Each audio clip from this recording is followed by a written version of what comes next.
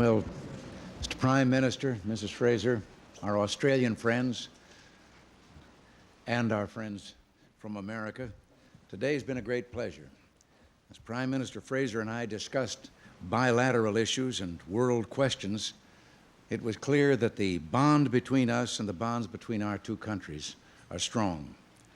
We're both committed to growth economies based on free enterprise. As the Prime Minister said, a philosophy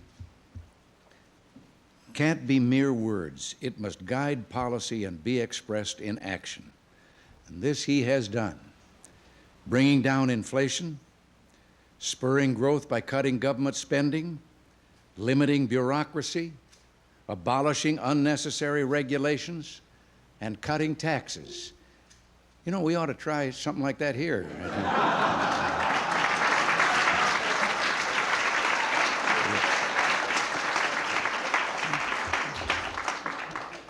But in his words, Australia has, quote again, passed the ball to private enterprise, which has now picked it up and is running hard. Well, we in America are on our way to doing the same thing. And internationally, our ideas are also similar. We both recognize the responsibility of freedom and are prepared to shoulder it squarely. In culture and business, our societies cooperate to share opportunities, understanding, and friendships. We've hit on only one minor snag, and that happens to be sporting competition. Now, the America's Cup, I understand, that's friendly. We always win. But the U.S. Open is something else again. And David Graham says he isn't through with us yet.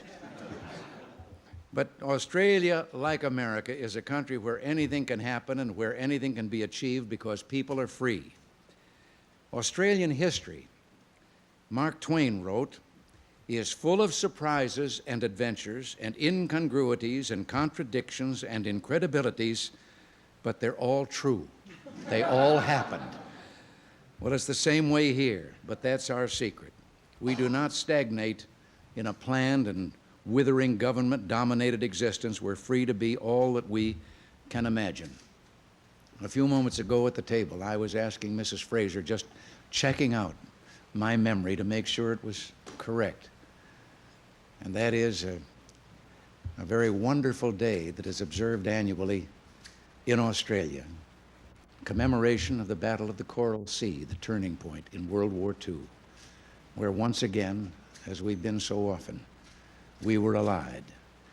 And I have on my desk the tribute that was rendered at one of those particular days of commemoration by an Australian, and his recognition of the blood bond between Americans and Australians who died together to turn that war around and to make Australia safe.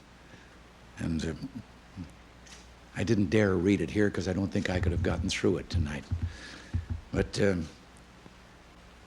dynamics of Australian way of life make her an even more powerful ally, and the vitality of her people make her an even stronger friend. So I would like to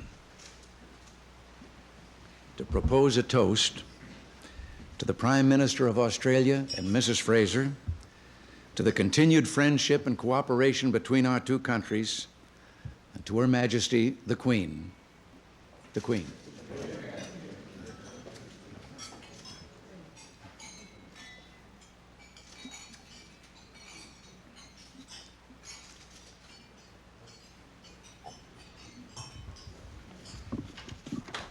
Thank you very much.